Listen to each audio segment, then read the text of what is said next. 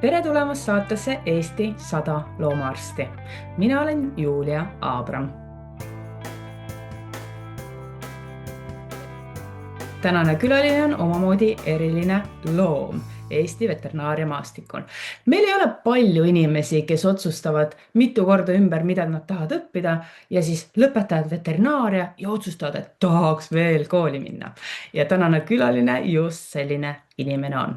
Ta õppis veterinaariat, läks Soome, vaatas, et võiks ikka juurat juurde õppida, lõpetas juura ja töötab tänasel päeval hoopis kohtujuristina tsiviilõiguse valdkonnas. Meil oli väga põnev vestlus sellest, milline on olnud tema elutee ja me rääkisime ka praktilistest nõuannetest, kuidas loomaarst tänapäeval saab ennast kaitsta igasuguse laimu ja väljakutsete eest veterinaarmeditsiinis. Tänane külaline on loomaarst / jurist Kairi Lints.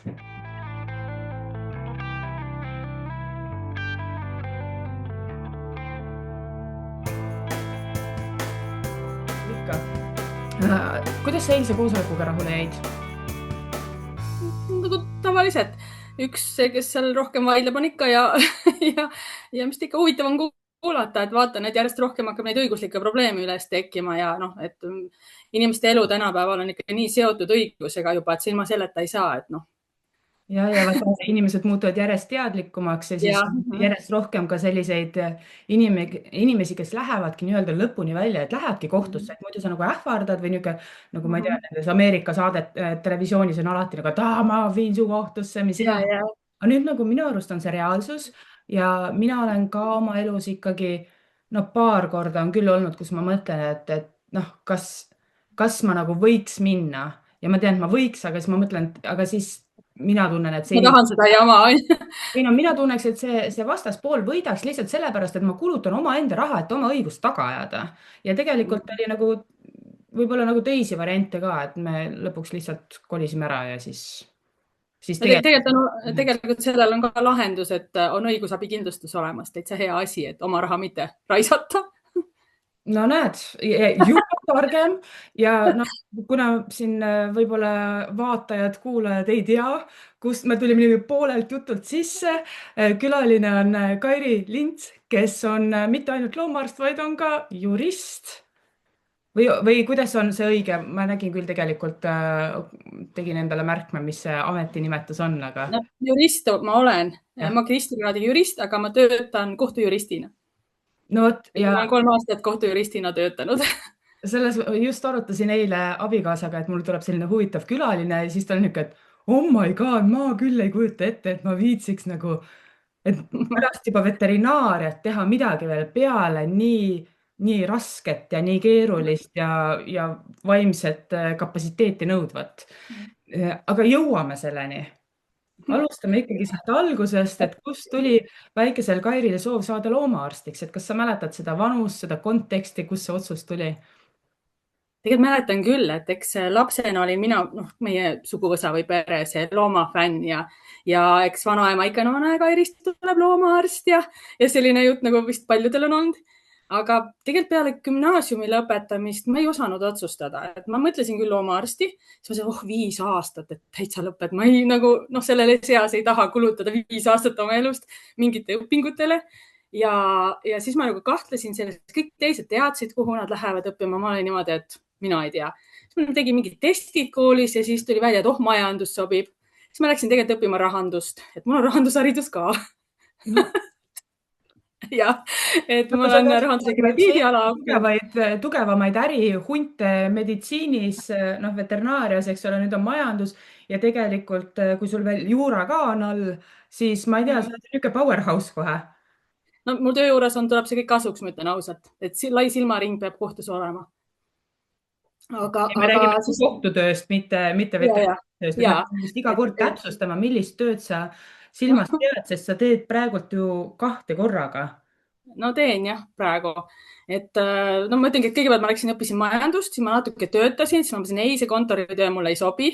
Ja siis ma õppisin Soomes hobumajandust Hübejäl. Ja tegelesin hobustega, siis tulin tagasi Eestis ja hobukasvanduses, koolitasime hobuseid, saduldasime. Ja siis ma mõtlesin, ei, ma olen ikka õpin veterinaariat ka, et see on ikka põnev ala ja ja siis ma õppisingi seda ja siis ma töötasin vist ainult veterinaarina üle 13 aasta.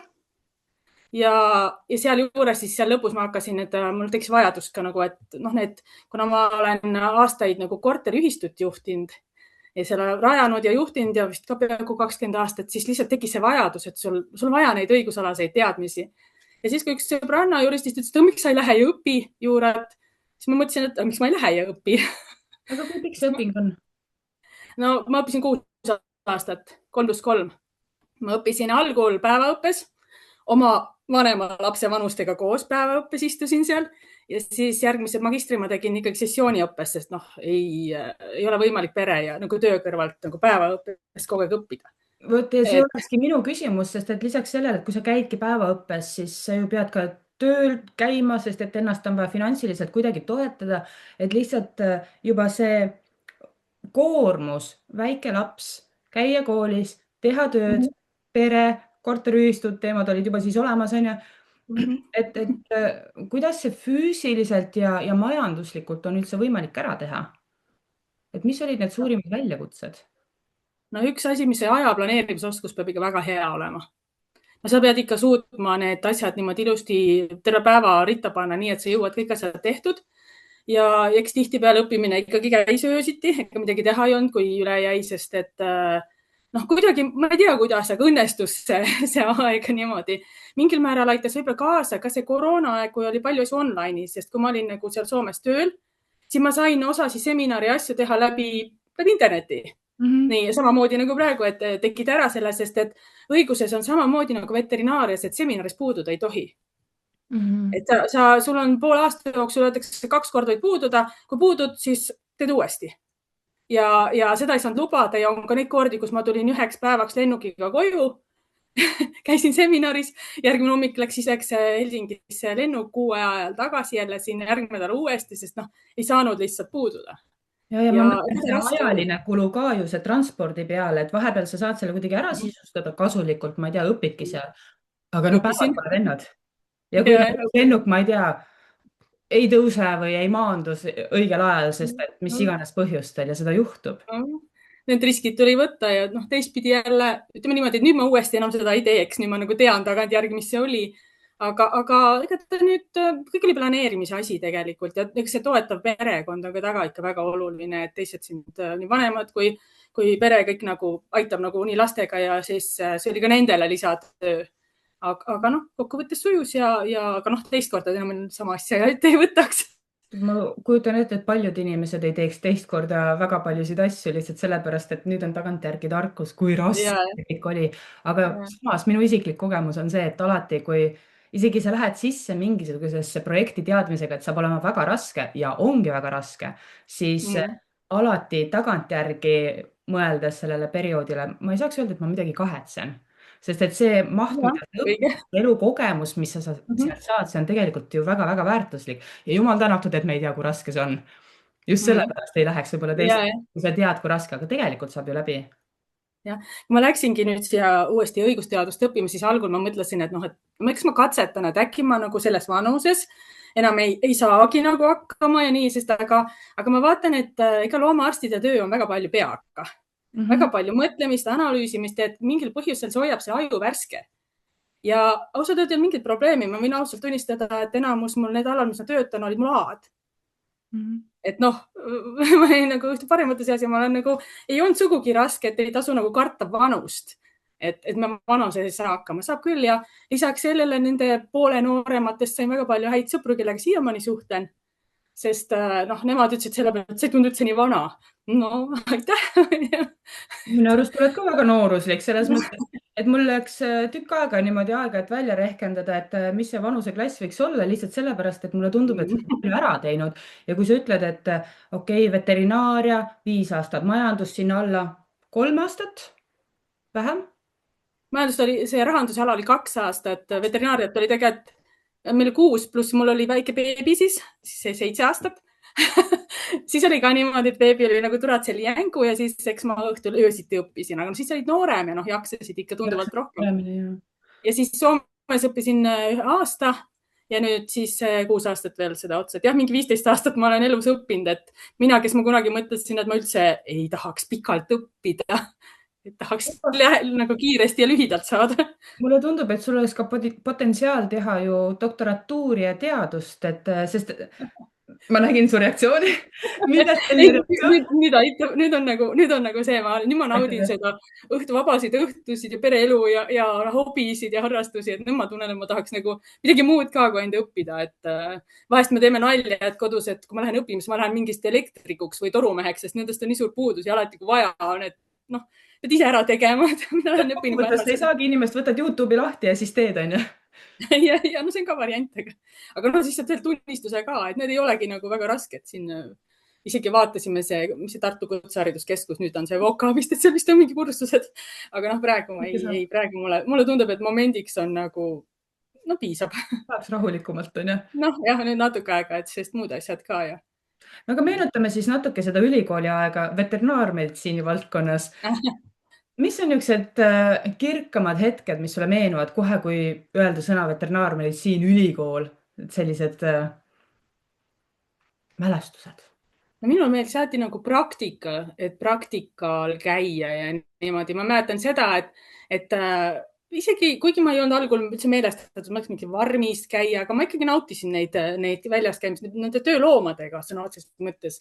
Ja noh, alati oleks tahtnud rohkem nagu kliinikus olla. Et ma mäletan seda, et ma ei tea, kuidas praegu juba on, et minu lõpetamisest on ju 2009 lõpetasin, et sellest on ka ju nii palju aega möödas, et rohkem loomadega, aga teistpidi jälle saad täitsa aru, et ilma teooriata sa seda praktikat ei tee ka, et see on täitsa nagu mõttetu. Et noh, meil ka nagu tekkis oma pundid, nagu vist alati on nagu nendel õppijatega koos ja mul oli normaalne läbisaamine. Mul oli muidugi see, et see väike laps oli alati see, mis ma nagu ühisüritustest ei saanud nagu tihti osa võtta, sest ei olnud nagu aega selleks. Aga nendega ma suhtlen ikkagi koolikaaslastega edasi ja mina vist olin palju soomlastega koos, kuna ma rääkisin soome keelt ja see aeg sobis mulle nagu nende rühmaga paremini, mis ma sain. Ja nendega soomlastega ma suhtlen ka edasi ja et noh, täpsemalt ma ei oskagi öelda, mis mulle nagu meelde jäi. Ma tundsin, et mulle meeldib see kliiniku pool ja et minust nagu teadsin juba siis teadlast nagu ei saa, et rohkem praktik. Et mulle meeldib ikka kätega midagi ära teha, et kirurgia just pakkus hästi huvi ja kuna mul on alati käsitöö meeldinud, alati palju käsitööd teinud, siis see oli just see, et ma saan jälle õmmelda ja sellised asjad, see on mul kogu aeg meeldinud ja see meeldis mulle hiljem töös ka, Millist sa muidu harrastad? Mida? Millist käsitööd sa muidu harrastad, sest et ma ka niisugune kõva käsitööline, mulle jubedalt meeldib ja siis ma olen ka paralleele tõmmanud, et mulle meeldib õmmelda, et järelikult ma saan olema väga hea kirurgias kunagi. Aga ma hakkasin tegelikult, mul vanaema õmbles ja tegi käsitööd, mingi 11-aastaselt hakkasin õmblema, hästi palju õmmelnud, koon, tigin, eegeldan, kõike, kui ma näen midagi, mis mulle meeldib, siis ma selle võtan. Ja siis tegelikult ma ükskord avastasin netist. Jaa, need on nii ägedad. Ise selle. Ma vist tegin aasta aega panin seda kokku. Väga äge. Jah, aga need on jumala lahedad. Sõrmed on liimised ja mätsid, aga midagi, mis on nii-öelda hingele. Kõige suurem väljakutse on see, et aga kuidas sa selle miniatuuri pealt tolmu pühid? Et see tolmuimega sa ei võta ja sa tõmbab kõik ära, et see ikkagi klaaskasti on vaja ilmselt panna, et siis on vähemalt kasti pealt lihtsalt tõmmata. Nad on liimitud tegelikult ju kinni kõik. No ainult üle loomake lahti, kõik on ju kinni liimitud sinna peale. Et eks ma natukene niimoodi millegagi, see on see kõige see, aga samas nagu ta on nagu kaunistusene klaveri peal, siis on nagu ilus. Aga see on täitsa lahe, kui ma teist korda jälle tahaks teha, et midagi kõik peab ära proovima. Ja on just see, mis kogemuse sa saad, kui sa tuled läbi mingisugusest protsessist, mis sulle tuttav ei ole, ongi nagu miniatuuri kokkupanemine, uus muster, uus mingisugune käsitöötehnika, proovid proovimise pärast, kas ma saan hakkama või mitte. Jah, täpselt. Et lihtsalt näed, et keegi midagi teeb internetis, ägedad sokid võivad äge kampsu, mõtled, et tuleb jälle tuju teeks seda. Et õnneks on see, et saad valida, et mida sa tahad, sa teed, et keegi ju ei saa öelda, mida sa võid teha või mida sa pead tegema, et teed seda oma hobina, mida tahad. Ülikoolis ma saan aru, et hobused on see teema, mis sind praegult paelub, aga kas sa juba siis teadsid, et just hobused, mitte põllumajandusloomad, mitte väiksemad loomad, et kust see hobusearmastus tekkis? No, eks ma kunagi aastal 2000 käisin õppimas Soomes seda hobuste eriala Mhm. ja meie peres on hobused praegu, võistlushobused ja meil ka töötasin hobustega, noorhobustega algul, enne kui ma veterinaariat läksin õppima. Ja hobused on nagu see, ma olen selle väiksest peale see hobuse tüdruk olnud nii-öelda. Mhm. Ja ma teadsin tegelikult ülikoolis ka, et ma tahan hobuste arstiks. Käisin Belgias praktikal, olin ühes ortopeedia ja kirurgia kliinikus, et väga hea kliinik oli ja mulle väga meeldis seal. Ja ma ei teagi, kuidagi sattus nii, ma õppisin ka selle viimane aasta ikkagi nagu põllumajandusloomad. Et ma algul oli küll, et ei, need veised, et ei, et see ei ole minu ainult hobused, aga kuidagi läks ikkagi tööga niimoodi, et ma läksin nagu selliseks üldarstiks, kus valvearstis kõike pidid tegema. Ja tegelikult ma täitsa nautisin seda veistega tegelemist, sest et võib-olla mõjutasid seda ka need farmi omanikud, kes perekonnad seal Soomes, et nad tegid selle töö ka teistpidi sellist mõnusaks ja meeldivaks, et nendega oli lihtsam isegi ja mõnusam kui nende hobuseomanikega, et tihtipeale ja eks mul oligi segav praktika tegelikult, et mul oli kõike. Praktiseerisid enamik ajast Soomes, ma saan aru, pärast ülikooli lõpetamist. Jah, ma sain kohe tegelikult, enne kui ma lõpetanud olin, kutsuti sinna ühte kohta tööle ja siis ma läksingi. Ja algul ma mõtlesin, et ma 2-3 aastat olen, saan kogemusi ja nii ja siis järsku oli 13 aastat täis tiksunud, et siis nagu et aeg ära tulla, et aitab küll, et vanus tuleb ja eks nende suurloomade töö on ikkagi füüsiline ka nende farmiloomadega. Et väga tore on see poegimisabi ja kõik, aga mida vanemaks saad, seda raskemaks läheb. Aga mulle tegelikult meeldis see nagu ja kuidagi on kujunenud nii, et ma ainult hobustega ei tegelenudki, et eks nende tööpakkumised ja palgapakkumised ja kõik oli ka nii suhteline, et mulle sobis see, mis ma tegin. Ja nüüd, kui ma tagasi tulin, otsustasin, et nüüd aitab. Vist 2022 lõpetasin Soomes ära, müüsin kõik maha, tulin tagasi. Ja algul mõtlesin ka, et Eestis, et ma ei tea, et kuidas ma siin uuesti täiesti nullist alustan, et mul ei ole klientuur ja kõik jäi ju sinna ja algul mõtlesin, et ma teengi ainult juristitööd ja siis, kuna endal on hobused tallis, seal tallis on mingi 50 hobust, siis paraku on ikka see, kellele helistatakse ju see tallilooma. Kellel on kogemusi, jah. Ja vaikselt oled sealt üle võtnud need teatud asjad, et mul nagu teistmoodi praksist ei ole, et mul ei ole ju kliinikut ja nii, et ma käin ja ma ei jõua käia nagu väljapool oma tallis, lihtsalt ööpäevas on 24 tundi ainult. Ja kas ma saan nüüd õigesti aru, et siis ametikoht kohtujuristina tsiviilõiguse valdkonnas, nagu ma lugesin, et see on sinu põhitöö?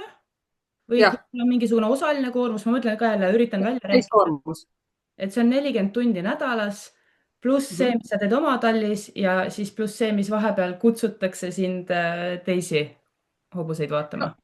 No ma mujal tallis käin, meil on omal ka nagu ratsavõistlused, ma seal ka siis olen vahest nagu selle loomaarstina, et kui vaba nädalavahetus on ja nii, aga ma mujal käia üldse ei jõuagi, ega ajaliselt ei jõuagi rohkem, et ma ei praegu vähemalt, aga kuna kunagi ei tohi seda lusikat nurka visata, et siis ega kunagi ei tea, mis ka tulevikus tuleb, võib-olla kunagi olen jälle kuskil tööl, et ma nii ei ole.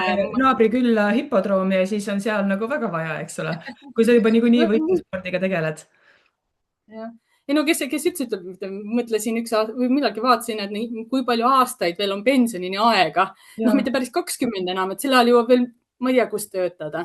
Õnneks saab öelda, et seda pensioniiga lükatakse ka muudkui edasi, nii et ma ei mõista. 80-aastasena tutja teeme, mis iganes protseduure. Et Soomes on küll niimoodi väga paljud alla, need loomaarstid lähevad eelpensionile, sest lihtsalt füüsiliselt enam ei jaksa. Tegelikult nad lähevad, aga ma ise ka ei tea, võib-olla kunagi tunnen jälle, et tahaks ikkagi ainult loomaarsti tööd, aga praegu küll momendil põhitöökoht mulle sobib nii, et hea rahulik töö. Telefoni mul ei ole. Telefonist jätta mind ei saa. See on väga hea, eriti kui sa oled nagu 13 aastat valveloomaarst olnud ja kõik öövalveid teinud nii palju, siis see on nagu see õnnistus, et telefoni ei ole, et sellega ma olen küll praegu väga rahul. ja nagu päriselt, et sul ei ole mitte kuskil telefoni, ma ei tea, et helistad elukaaslasele, lastele, et sind kätte saada, kirjutad ma mõtlen töötelefoni mul ei ole. töötelefoni. Töötelefoni mul ei ole, enda telefon on, aga mind nagu töö juurest ükski nii-öelda, noh, mis klient, jah, no võime öelda klient on ju kätte ei saa. Et mind saab kätte nagu ainult üldtelefoni kaudu, kui vaja või emaili teel ja noh, et seda ei ole. Enda telefon ja on ja noh, see loomaomanikud, nad saavad ju Facebooki kaudu ka kätte, et nagu mis vaja, aga see nagu närvisüsteem puhkab küll pärast valvel aga ei arsti olegi tööd. vaja kogu aeg kättesaadav olla, on ju. Kui me sukeldume sinu juurapoolsesse ellu, mõni õppetund, mis on sulle veterinaariast niimoodi tulnud, mis sa arvad, et võiks olla jagamist väärt, et kas seotud tööga seal Soomes või üldse hobustega, et kui tuleb midagi sellist niimoodi, et Mõtlen veterinaariaga seotud, noh, ma niimoodi otseselt ei teagi, sest see veterinaariaalaseid asju kohtusse nii palju ei jõua. ja ma mõtlengi, et pigem mitte kohtuväliselt, et lihtsalt sinu praktika veterinaarmeditsiinis ja sellised eluõppetunnid, et näiteks ma ei tea, ma ei lähe enam mitte kunagi talli ilma, et mul oleks kaasas, ma ei tea, taskunuga, noh, midagi sellist. No jah, selles suhtes mul on autos olemas ikka nagu, kuna valvearst töötab, seal on olemas kõik siuksed taskulambid ja nuga ja nagu see Šveitsi nuga nii-öelda ja kõik teatud asjad on ikka niimoodi, kui kuskile lähed, siis need on auto peal ja ega oma talli viimasel ajal lähed, siis selle loomaarsti kohvri viskad ikka sinna peale. Sellepärast, et midagi ikka kellelgi kuskil jälle on ja siis vaja, et noh, ei viitsi nagu edasi-tagasi sõita, et mõned asjad on ikka kaasas nagu kogu aeg, et kui sinna lähed, ma praegu talvel väga tihti ei käi, aga üldse mingi valuvaigist või midagi on ikka kaasas, sest kellelgi ikka jälle keegi lonkab või keegi köhib või midagi on, et jah, see on need esmatarbe asjad või sellised esmaabiasjad peavad ikka olema kaasas. Ja need on küll. Aga noh, kuna tall ei ole kodust väga kaugel, siis noh, ma väga kõike ei pea vedama, ma saan ikkagi koju käia, kui vaja. Ja lapsed on vist ka juba nii suured, et saad öelda, et too järgi. Või veel? Ei, üks, noh, tal ei ole autot. Vanem on küll täiskasvanu, aga noorem on ikka 10 alles, et.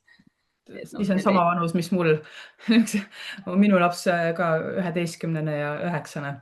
Et siis ikka täpselt seal. Mõistan selle eelteismeea muresid.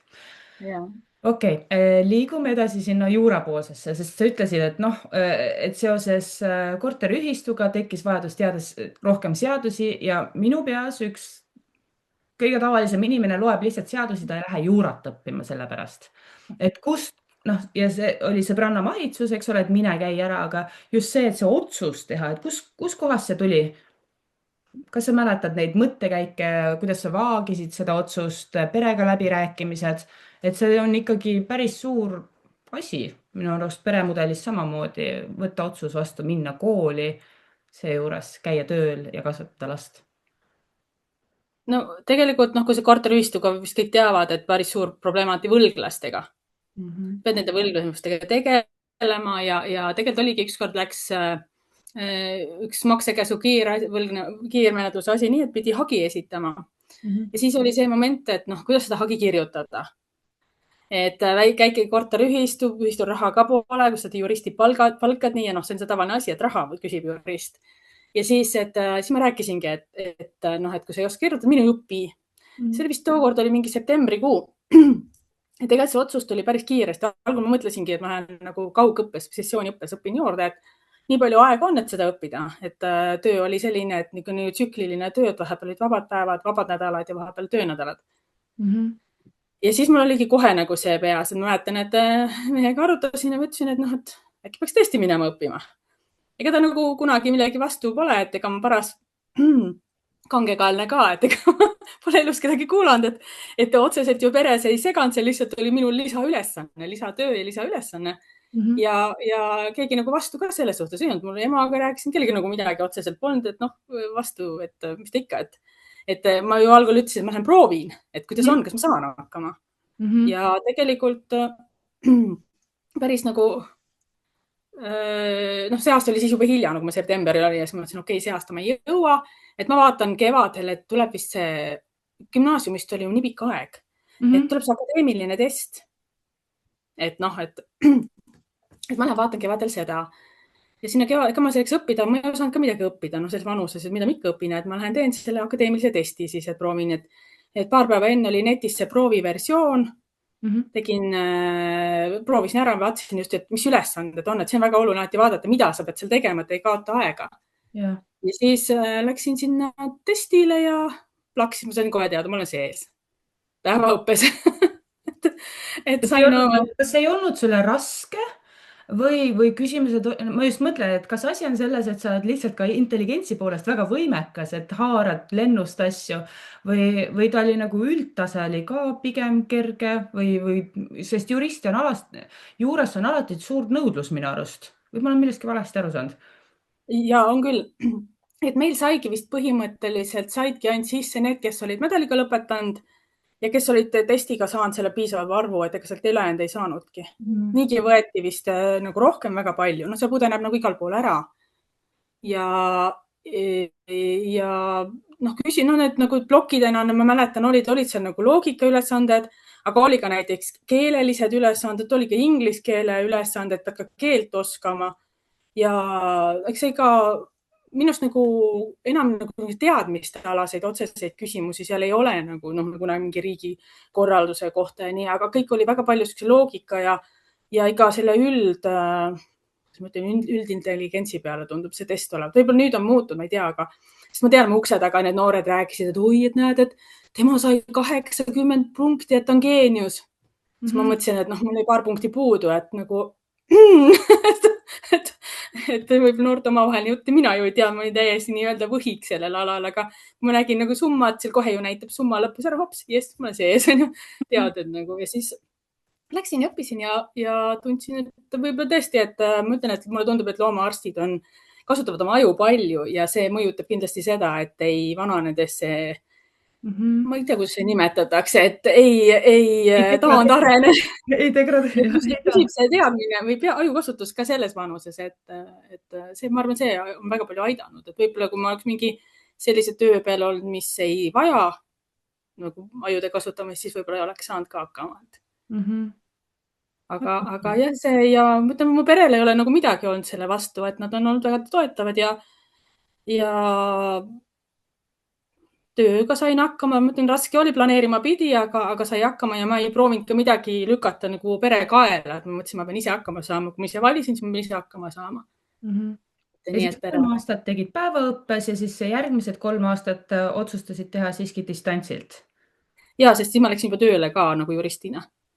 Ja sellepärast, et töötada on ka vaja, ma tulin ju Soomest ära nagu siis ja siis sama aasta, kui ma sain bakalaureuse, siis ma tulin ka aastavahetuselt Soomest ära.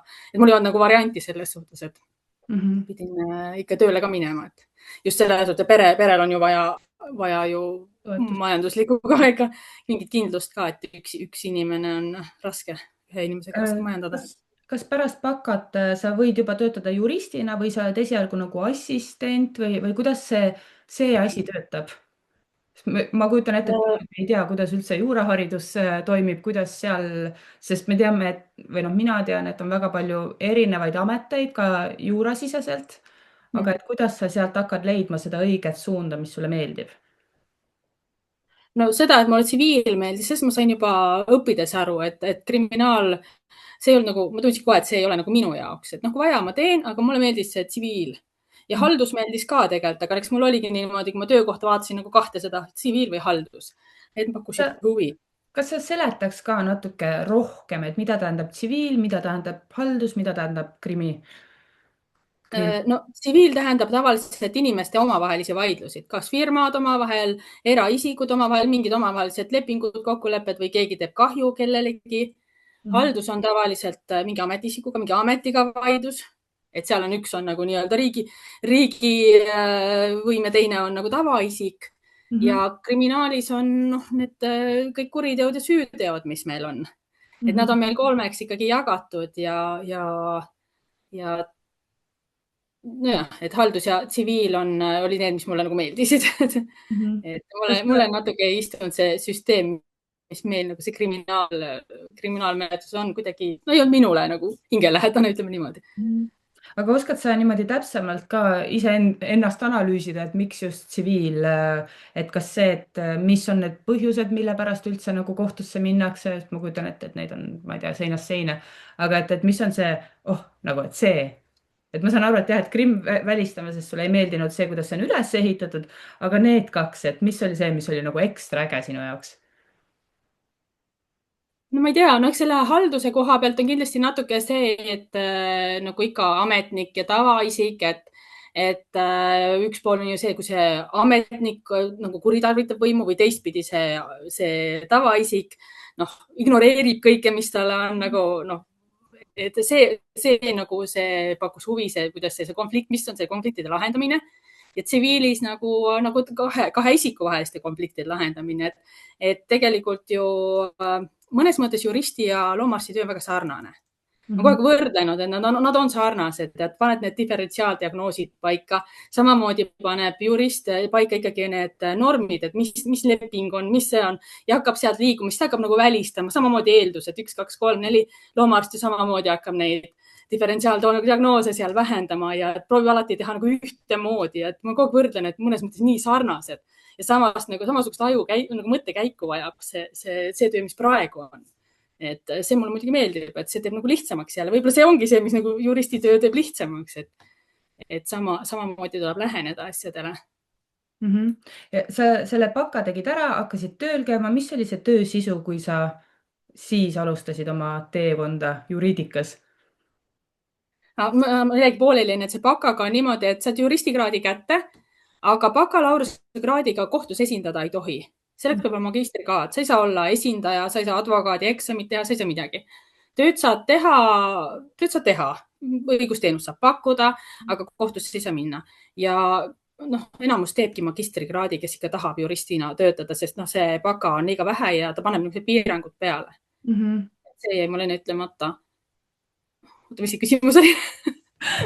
Mis olidki need esimesed tööülesanded või töösisu, mida sa pärast bakat tegema hakkasid, sest sealt kõrvalt sa käisid ka sessioonõppes tegemas magistrit. Tegelikult ma läksingi kohe praktiliselt kohtujuristiks on ka sinna saamiseks teed üks väikse eksami. Ma sain tööle sinna kohtujuristina. Algul kutsutakse neid konsultantideks. Nad teevad täpselt sama tööd, aga kuna seadus ei luba teda juristiks nimetada, kohtujuristiks, siis nimetas konsultantideks sama töö. Põhimõtteliselt samamoodi nagu loomaarstina visad ikka pea ees vette ja hakka tööle. Et töö kõrvalt õppisid ja arenesid ja läks pool aastat ja siis nii ennustati pool aastat, et läheb siis hakkad asjadele pihta saama ja saad aru, et üks, mida alati räägitakse, mis see kohtujurist on, et need on need pruunide seelikutega naised, kes käivad oma toimikutega ringi. Ei ole, et see on hoopis, kuigi ma pean tunnistama, mina arvasin kunagi samamoodi, et mis ta nagu ikka on. Tegelikult on ikkagi kohtujurist on selline kohtuniku nii-öelda parem käsi. Ta teeb palju dokumendid valmis, uurib uuendusi, valmistab asjad ette ja lahendab asju, et kaustadega ringi jooksmist tänapäeval pole, et meil on kõik digitaalsed. Aga mis on selline kas ma kujutan ette, et sa oled näinud väga palju erinevaid case'e, erinevaid põhjuseid, mida siis kohtus arutatakse, et kas on mingisuguseid õppetunde, mida sa sealt iseenda ellu saad rakendada, et näiteks, ma ei tea, mitte kunagi ei tee ma nii, sest või et ma kindlasti teen siin mingi lepingu alla, et mis on need õppetund? Jaa, seda tead küll, et seal õpid küll, et kuna lepingud on üks nagu see ala, millega me tegeleme, siis ütleme väga hästi tead, millal ja millist lepingut sõlmida ja mida seal ei tohiks olla, mida peab olema, et mis seal on tühised seal lepingus ja sellised asjad, nad on kuluvad 3 aastaga juba pähe üldiselt. Jaga nõuanne nüüd kohe kuulajatele, vaatajatele ka. Lints ütles. Ja, et eks see oleneb ju nii paljudest asjadest, et meil on ju Eestis lepinguvabadus, sa võid põhimõtteliselt ju kõiges kokku leppida, mida te omavahel kokku lepite. Kui ta ei ole just seadusevastane, et karistatav, et siis võid leppida, aga iga kord, kui mingi lepingu sõlmida, et mõtle ikka hoolega läbi ja kui on midagi väga palju kaotada, siis tasub ikkagi enne juristi poole pöörduda, et kodu mõnel või mida iganes, ja on mingid vähegi kahtlused, et siis et mõnikord on see raha seda väärt, kui pärast see kaotada midagi rohkemat. et see on küll ja seda ma ütleme, eks ma olengi oma tööst õppinud seda, et mida ma kindlasti ei teeks ja mida ma kindlasti teeks. aga Need on. oskad sa nimetada just niisugune praktiline väärtus siin? Üritan sinust välja pumbata nii palju teadmisi, kui midagi saame. Et mis sa kindlasti teeks ja kindlasti ei teeks? No mul on nii raske seda öelda, see oleneb nagu olukorrast. Et see oleneb nii nagu sellest olukorrast, et mida nagu tahad teha, et mida sa teed. Hästi. No võtame siis ikkagi loomaarstide põhimure, et keegi sotsiaalmeedias inimene, kes kas on mingisuguse case'iga seotud või nagu me teame, võib-olla ka, et ei ole üldse kuidagi mingi case'iga seotud, aga hakkab sotsiaalmeedias loomaarsti, loomakliinikud, loomaarsti abilist maha tegema, tampima, et millised on need õigused loomaarstil ja millised on õigused sellel kodanikul niimoodi teha. Ja ma tean, et sa tead neid asju, sest et eelmise aasta aprillis oli sellel teemal ju ka seminar loomaarstide koja poolt tehtud ja sa olid esinejaks kutsutud. No mina ütleks, et inimesel tasub oma õiguste kaitseks kohtusse minna. Et see ei ole normaalne, kui inimest ikka maha tambitakse, sest see mõjutab meie vaimset tervist tohutult. Ja lõpuks oled ise nii ummikus, et väga raske on tööd jätkata. Et tasub juristi poole pöörduda, tasub kohtusse pöörduda, et kui laimatakse või neid ebaõigeid faktiväiteid esitatakse. Ja ütleme nii, et inimene, kes on juba kahjutasu maksnud selle eest, tihtipeale seda enam teist korda teha ei taha. See distsiplineerib neid väga hästi ja meil on Eestis väga palju inimesi, kes käivad ja kelle suhtes hoitakse tagasi. Et enam ei laimata nii palju, kardetakse juba. Et võiks nii öelda, võib-olla nimetatakse neid näidispoomist, eks, aga peaks paar korda olema. Et kui loomaarstid ka nagu enda eest seisaks, et siis paar kordagi ja see oleks avalikuks, tuleks see mõjuks nagu nendele ka ja võib-olla ei torgitaks enam. Ja kui arvatakse seda, et kohtus, et me ei saa, et see on konfidentsiaalne info, siis kohtus ei ole konfidentsiaalseid asju. Alati võimalik kohtuasi kinniseks kuulutada. Ja seda tehaksegi teatud, et seal ei ole mitte midagi konfidentsiaalset, lihtsalt ütleme, avalikkus ei pääse ligi. Et kohtu ees ei ole midagi sellist, mis on, et see ei tohiks takistuseks olla, et kardetakse mingit info avaldamist, sest väga tihti kõik lepingulised vaidlused, üldiselt lepingud on ju kõik äriettevõtete vahel ju konfidentsiaalsed, aga see ei tähenda, et neid kohtis nagu molekulideks ei võeta. Et ikkagi, et seda ei tasuks karta. Mina küll soovitan, et mõnikord kui vähegi nagu rahaliselt on võimalik, et see asi ette võtta ja paar korda siis, mul on endaga tuttavaid, kes on paar nõudekirja, on advokaat kirjutanud ja edasi kirjutavad selle samamoodi selle ise, selle nõudekirja, et enam-vähem lõpetage tegevus ja mida iganes. Ja üldiselt ikkagi mõjuvad sellised asjad, et kuna meie ühiskond on teadlikumaks saanud, siis teavad ka need laimajad juba seda, millal suu peab kinni hoida ja millal läheb nagu see piir ületatakse, et ei peagi suur kahjutasu olema, et ikkagi see distsiplineerib natukene. Et ei tohiks lasta küll ennast niimoodi materdada. Ma kujutan ette, et suureks takistuseks protsessi edasiviimisel võib olla ka see, et sa tegelikult ei tea, kui palju see võiks sulle maksma minna. Et kas sul on mingisugust näidet, mille põhjal sa saad reaalsed numbrid välja tuua või suurusjärgud, et kui näiteks ongi olukord, kus kedagi loomaarsti personaalselt sotsiaalmeedias ähvardatakse, mis iganes, eks ole. Mitte ainult ähvardatakse, lihtsalt tehakse süstemaatiliselt maha. Et mis on need võimalused, millega see loomaarst saab ennast kaitsta ja ma tean, et võib-olla mingid print screen'e teha nendest asjadest ja siis palju see kõik maksma läheb, kui on plaan kohtusse edasi minna? No alati, kui kuskil mingi postitus on esimene asi, tehakse kuvatõmmis. Jah, et sul peab mingi tõend olema ja kuvatõmmis ja kui sealt on nagu nimi näha, kui ei ole nime näha, saab alati kohtu kaudu, on selline nagu eeltõendamismenetlus, mille kaudu saab kindlaks teha, kes selle postituse tegi. See on ka võimalik, et kas ta on Facebooki kaudu või mille iganes. Et see ei ole ka takistuseks ja ütleme, kuvatõmmis ongi see põhiline, mis tavaliselt on see tõendusmaterjal, et ega rohkemat ju tegelikult vaja polegi. Ja kui võtta näiteks, meil on võimalik, meil on kohtuotsused avalikud ja kui minna näiteks riigiteate.ee, vaata kohtuteave, seal saab otsingusõnadega leida näiteks üles kohtuotsuseid. Panna siin laim või ebaõige faktiväide ja otsuses on üleval ka alati näha näiteks menetluskulud. Menetluskulud on täpselt need kulud, mis siis välja mõistetakse ja kui ütleme, sina saad selle, mida sina küsid, sinu hagi rahuldatakse nii-öelda, siis sinu menetluskulud mõistlikus ulatuses mõistetakse teiselt poolt välja. Et kui väga-väga kalli advokaadi võtad, siis ei pruugi küll kõike summat maksta, aga kui on mõistlik nagu hinnaga advokaat, siis saad oma kulud ka tagasi. Ja väga paljud laimuasjad lähevad ikkagi kokkuleppele ka. Ja alati on võimalik, kui kokkuleppe sõlmida, ka samamoodi nii-öelda salastada see, et seda ei avaldata. Et teine pool ei tohi avaldada ja sellised asjad. Ja meil on, nagu ma olen öelnud, meil on võimalik ka riigi õigusabi ju taotleda. Et ei ole niimoodi, et ainult eraisik saab, ka ettevõtte saab. Kui ta ikka ei ole kõik nii väga rikkad kliinikud ja on võimalik taotleda ja üldiselt seda antakse ka. Et selleks, et keelduda peab olema põhjus, aga seda peab oskama küsida. Ja et igal juhul, et ma ei oskagi niimoodi öelda, et see nii oleneb, et nendest otsustest näeb, mis need summad on, seal on summad kirjas, palju on siis välja mõistetud, mis on need kulud üldse olnud. Ja advokaatide või juristi poole pöördudes alati võib küsida ka algul kohe, et mis umbes maksma läheb. Ja sellepärast on õigusabikindlustus on, ettevõtted seda küll ei saa, see õigusabikindlustust, aga õigusabikindlustus tähendab seda, et kui minu õigusi rikutakse, siis ma saan pöörduda, valida endale juristi või advokaadi teatud summa ulatuses. Ja nüüd minu kulud siis kaetakse. See ei muidugi taga seda, et pärast, et kui ma ise kaotan, et siis ma ei maksa mingid muid, aga see, et ma algul, mul on jurist, kelle pool saan pöörduda, kelle kulud siis see kindlustus maksab, et siis need on, selline kindlustus on ka meil olemas. Mul see on olemas. Et olgugi, et ma võin ise kohtus olla, see teeb elu lihtsamaks, kui mul ikkagi see on ka. Kas selliseid veterinaarseid või veterinaaria valdkonna case esineb palju? On sul olnud kogemusi?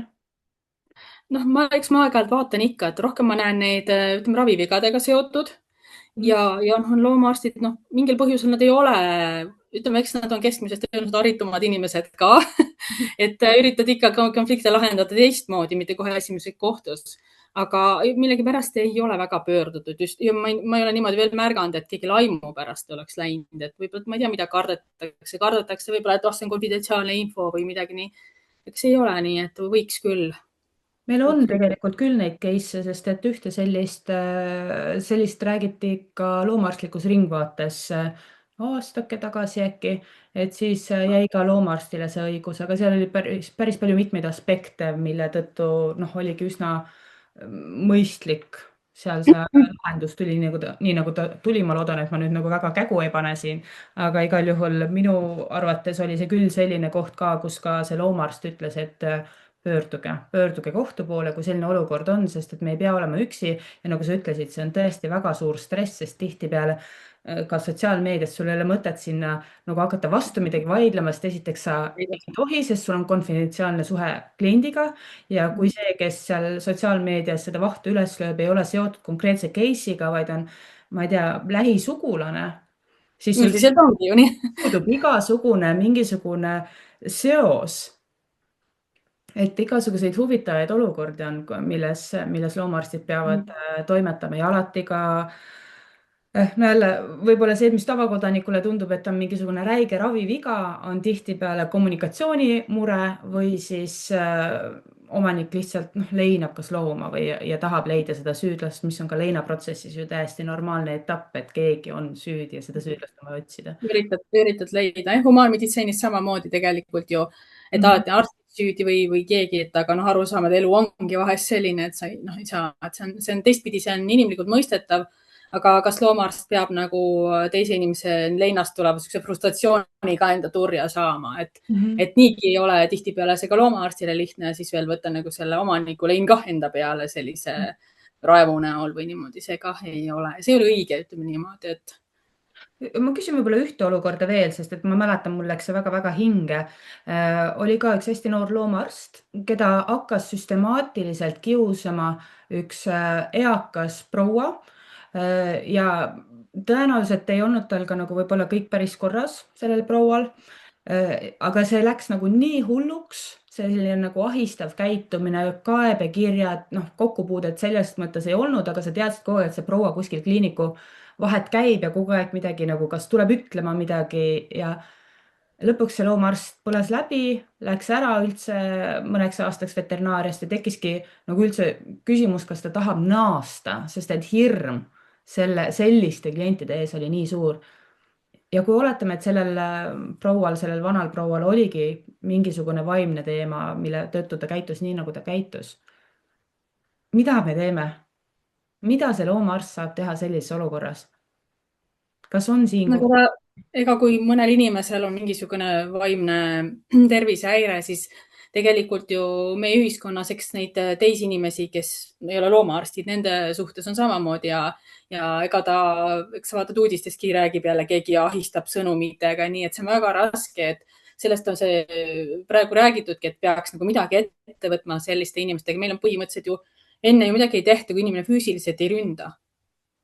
aga vaimne terror on ju samamoodi terror.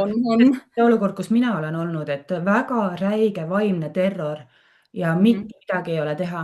Nagu lihtsalt mitte midagi. Sa lihtsalt seisad ja mõtled, et noh, nuta või naera. Ja mõnedel inimestel võib ka selle stressi tõttu tekkida täiendavad tervisemured või ma ei tea, rasedad inimesed, kes võib-olla võivad kaotada oma beebi sellepärast, et keegi nagu reaalselt neid niimoodi terroriseerib. Kohtusse saab pöörduda ka ka vaimse tervise kahjustamise pärast.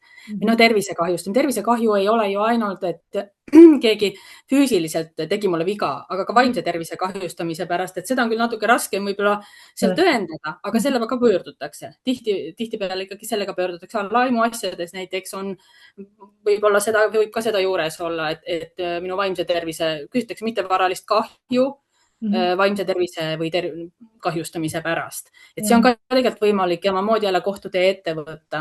Iseasi muidugi see jälle, et kui see inimene tõesti ongi süüdimatu või tal ongi nagu, mis see teha saad ja kui tal üldse näiteks vara ka pole, et mis teha saada, aga pöördutakse politseisse ka poole, et ma praegu loodan, et meil siin midagi muutub selles alas, et nii palju on välja tulnud, kus mitte ainult loomaarstid, vaid kus lihtsalt terroriseeritakse inimesi. Ja kohtu kaudu saab minna ainult, et vaimse tervise kahjustamise pärast nõuda hüvitist nii-öelda. Et võib-olla seda inimest siis distsiplineerib see asi, kui jurist tema poole pöördub. Algul jurist on ju ja aga kui ta on sõna otseses mõttes ongi vaimne tervis kahjustatud, siis no siis ei ole nagu vajale midagi teha. Kui ikka väga omaks läheb, ikka peab politsei poole ka pöörduma, et kui inimene näiteks tulebki nagu juba, ma ei tea, tuleb kliinikusse sisse niimoodi, siis on ju võimalik ka politsei kutsuda, et palun viige minema ja et ega midagi peab teha, et ega inimene ei või sul sinu koju ega kliinikusse lihtsalt sisse marssida, kui ta tuleb terroriseerima. Ikka politsei poole vahest on, politseil on tööd nii palju, et ei jõua midagi teha, aga pöörduda tasuks. Jah, sest et märge jääb ju maha. Läbi uudiste erinevate teabekanalite on jäänud mulje, et kohtul on alati hästi palju tööd ja sellised kohtuvaidlused kipuvad teinekord väga pikale venima. Et milline on sinu praktika, et kui pikk on Harju keskmine menetlus?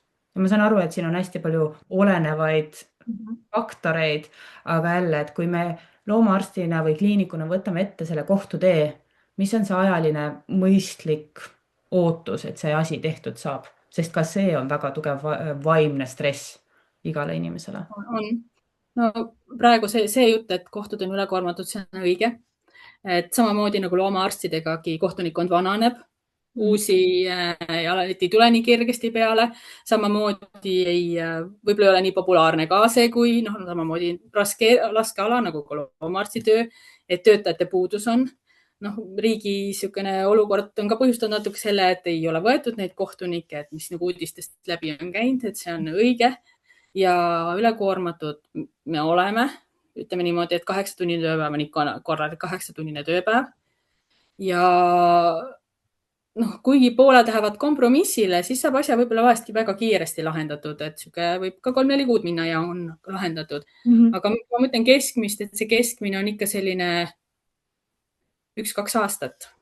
et mõnikord saab kiiremini, mõnikord läheb rohkem aega. Seal oleneb ka väga palju ju võtab ka kohtumenetluse aega see, kui kiiresti saab dokumendid kätte toimetada ühele poolele ja teisele ja kas ta on siis antakse ühele poolele jälle vastamise tähtaeg, et seda nagu on mõnikord inimestel raske mõista, et kui sa teisele poolele jälle need dokumendid saadad, et tal on jälle mingi 20 päeva aega vastamiseks ja see ju kõik viib aega, et dokumendid kätte toimetada vastamiseks. Et see on ise, et see menetluse pool võtab aega, et sa ei saa lihtsalt nagu kiiremini seda teha.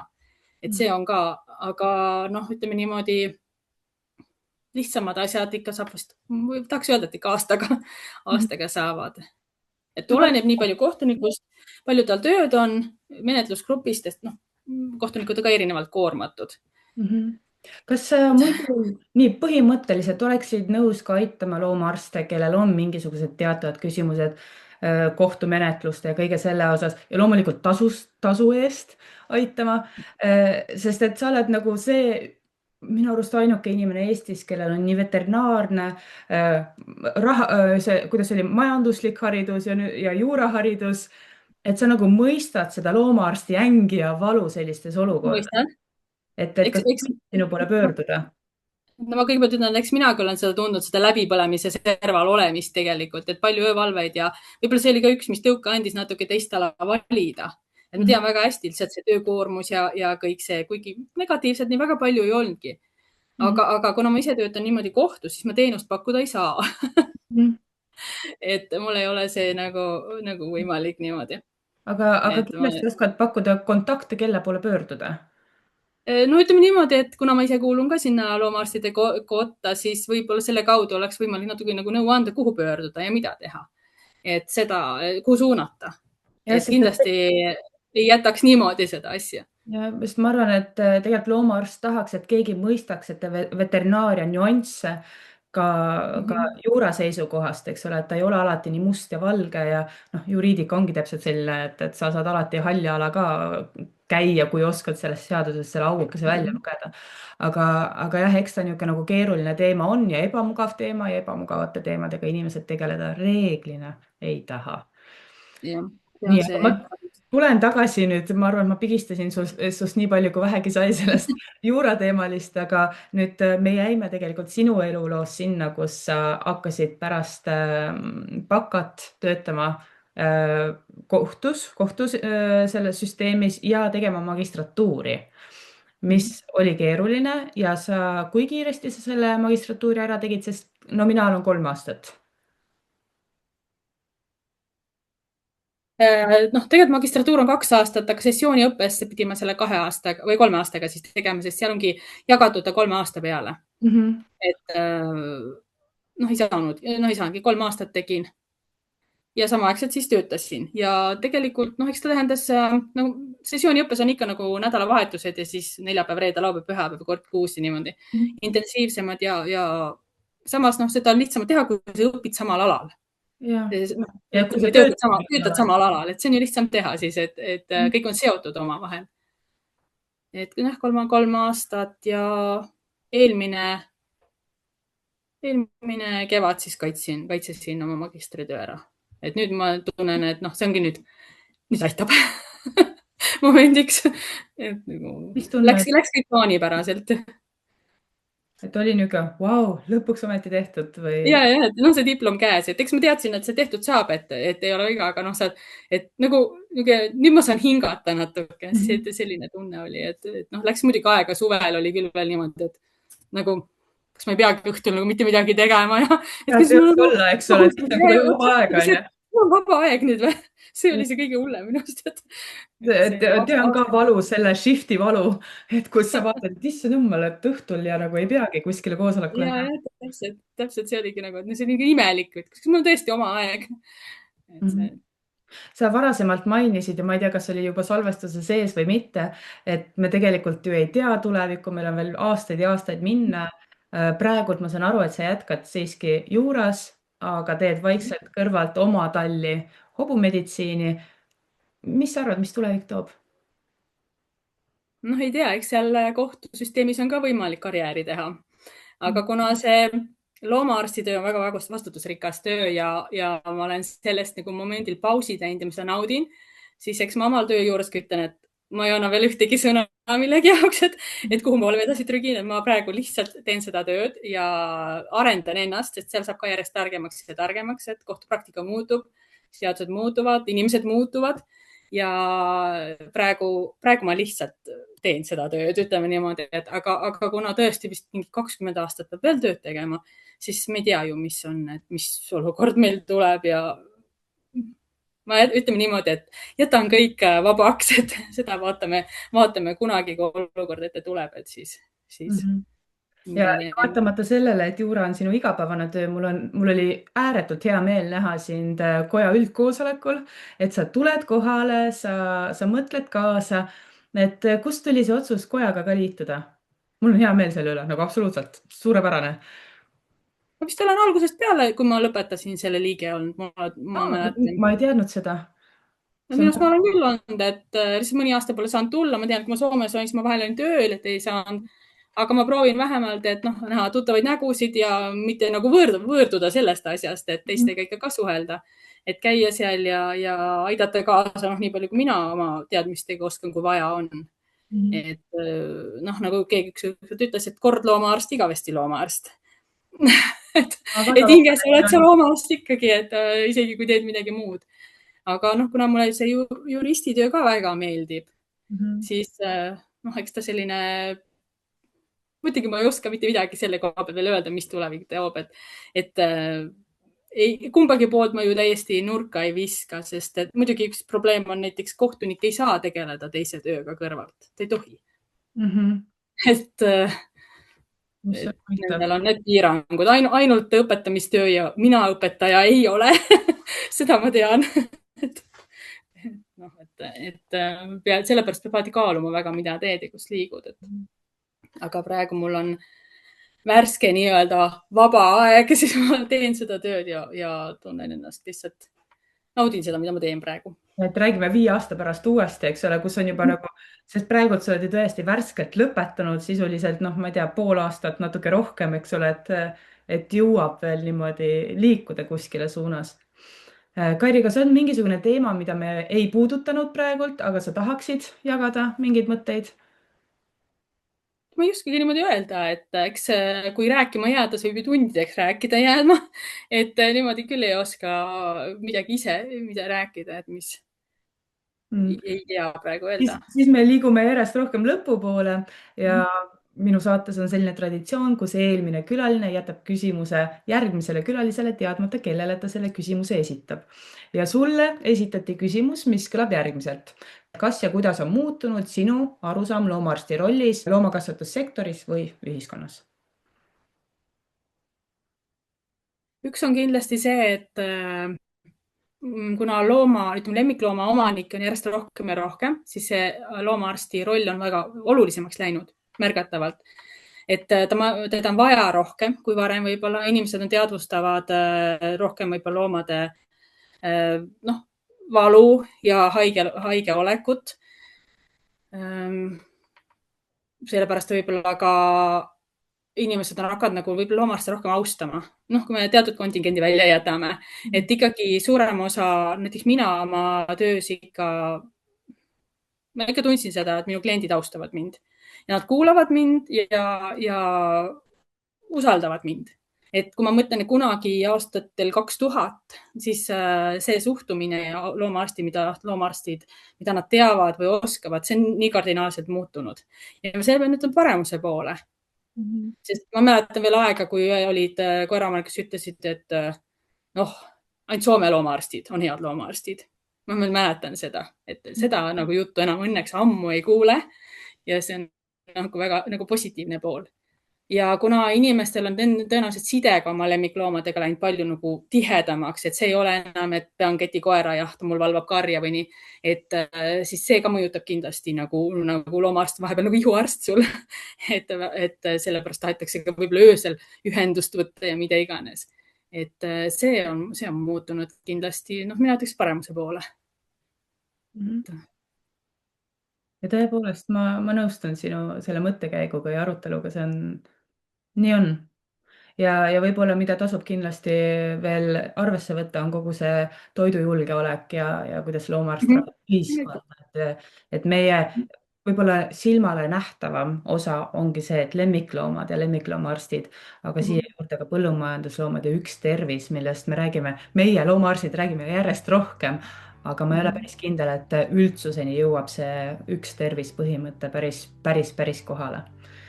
Igal juhul aitäh sulle, Kairi, selle aja eest. Mul oli väga põnev sind niimoodi tundma õppida ja kuulata neid kohtupraktikaid ka, mida ka loomaarstid saavad enda heaks ära teha, et see protsess oleks valutum. Aitäh, et kuulasid. Ma loodan, et sa said siit jälle väga põnevaid teadmisi enda jaoks ja õppetunde ka tulevaseks eluks. Kui sa tahad saatekülalise või saate kohta rohkem teada saada, siis vaata ka siia alla show notes idesse, kommenteeri, mis sulle meeldis ja äkki tahad ka vastata küsimusele, mis jäi meile siia Kairile eelmisest külalisest.